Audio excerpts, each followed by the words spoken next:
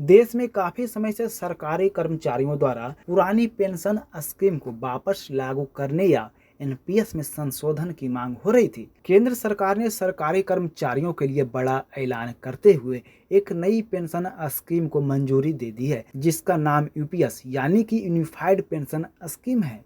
इस स्कीम के तहत सरकारी कर्मचारियों को रिटायर होने के बाद सुनिश्चित पेंशन दी जाएगी। चलिए अब जानते हैं यूनिफाइड पेंशन स्कीम क्या है। बता दें कि यूनिफाइड पेंशन स्कीम यानी कि एकीकृत पेंशन योजना सरकारी कर्मचारियों के लिए एक नई पेंशन योजना है। इसके तहत कर्मचारियों को रिटायरमेंट के बाद सुनिश्चित पेंशन दी जाएगी। यह राशि रिटायरमेंट से पहले की 12 महीने की एवरेज बेसिक पे का 50% पेंशन के रूप में मिलेगा। साथ ही इस स्कीम में कई दूसरे फायदे भी हैं। इनमें सुनिश्चित पेंशन, सुनिश्चित फैमिली पेंशन, सुनिश्चित मिनिमम पेंशन के अलावा अतिरिक्त पेमेंट शामिल है। जैसे कि कर्मचारी 25 साल की सेवा के बाद इस पेंशन को पाने के हकदार होंगे, वहीं अगर किसी पेंशन भोगी की मौत हो जाती है तो उसे उस वक्त तक का मिलने वाली पेंशन का 60% परिवार को मिलेगा।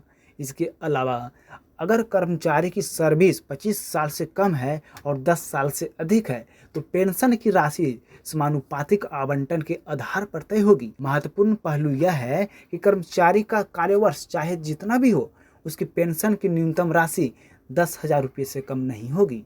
केंद्रीय मंत्री अश्विनी वैष्णव ने बताया है कि केंद्र सरकार के कर्मचारियों को नई पेंशन योजना यानी कि एनपीएस में बने रहने या एकीकृत पेंशन योजना यानी यूपीएस में शामिल होने का निर्णय लेने का अधिकार उसको होगा। साथ ही उन्होंने यह भी कहा कि उन लोगों पर लागू होगा जो 2004 के बाद से एनपीएस के तहत पहले ही सेवानिवृत्त हो चुके हैं। हालांकि नई योजना 1 अप्रैल 2025 से प्रभावी होंगे, लेकिन एनपीएस की शुरुआत के समय से इसके तहत सेवानिवृत्त हुए सभी लोग और 31 मार्च 2025 तक सेवानिवृत्त होने वाले लोग भी यूपीएस के इन सभी लाभों के पात्र होंगे। उन्होंने जो भी पैसा निकाला है उसे समायोजित करने के बाद उन्हें पिछला बकाया भी मिल जाएगा। अब जानते हैं कि यूपीएस आने के बाद यूपीएस, एनपीएस और ओपीएस में क्या अंतर रह गया है। सबसे पहले हम बात करते हैं पुरानी पेंशन स्कीम यानी ओपीएस की। पहला, ओपीएस में रिटायरमेंट के समय कर्मचारी के वेतन की आधी राशि पेंशन के रूप में दी जाती है। दूसरा, ओपीएस में जनरल प्रोविडेंट फंड यानी जीपीएफ का प्रावधान है। तीसरा, ओपीएस में 20 लाख रुपए तक का ग्रेच्युटी की रकम मिलती है। चौथा, ओपीएस में पेमेंट सरकार की ट्रेजरी के माध्यम से होता है।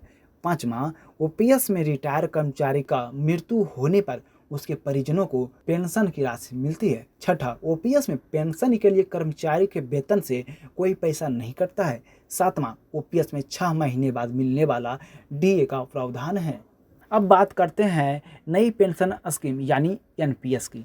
पहला, एनपीएस में कर्मचारी के बेसिक सैलरी प्लस डीए का 10% हिस्सा कटता है। दूसरा, एनपीएस शेयर मार्केट पर बेस्ड है, इसलिए यह पूरी तरह सुरक्षित नहीं है। यहाँ टैक्स का भी प्रावधान है। तीसरा, एनपीएस में रिटायरमेंट पर पेंशन पाने के लिए एनपीएस फंड का 40% निवेश करना होता है। चौथा, एनपीएस में रिटायरमेंट के बाद निश्चित पेंशन की गारंटी नहीं होती है। पांचवा, एनपीएस में 6 महीने बाद मिलने वाले डीए का प्रावधान नहीं है। अब अंत में बात करते हैं यूनिफाइड पेंशन स्कीम यानी कि यूपीएस की। पहला, यूपीएस में पेंशन का बोझ कर्मचारी पर नहीं पड़ता है, इसमें सुनिश्चित पेंशन का प्रावधान है। दूसरा, यूपीएस में कर्मचारी के रिटायरमेंट से पहले की 12 महीने की एवरेज बेसिक पे का 50% पेंशन के रूप में मिलेगा। तीसरा, यूपीएस में किसी भी कर्मचारी की मृत्यु से पहले जो पेंशन थी उसका 60% मृत कर्मचारी की पत्नी या पति को मिलेगा। जिनकी सर्विस अवधि कम है उनके लिए यूपीएस में 10,000 रुपये प्रति माह की सुनिश्चित मिनिमम पेंशन का प्रावधान है। पांचवा, यूपीएस में महंगाई का ध्यान रखा गया है। महंगाई भत्ते के जैसे पैटर्न पर सुनिश्चित पेंशन, सुनिश्चित फैमिली पेंशन और सुनिश्चित मिनिमम पेंशन, इन तीनों पर इन्फ्लेशन इंडेक्सेशन लगेगा। छठा, यूपीएस में सेवानिवृत्त और ग्रेच्युटी के अतिरिक्त एक मुफ्त पेमेंट का प्रावधान है।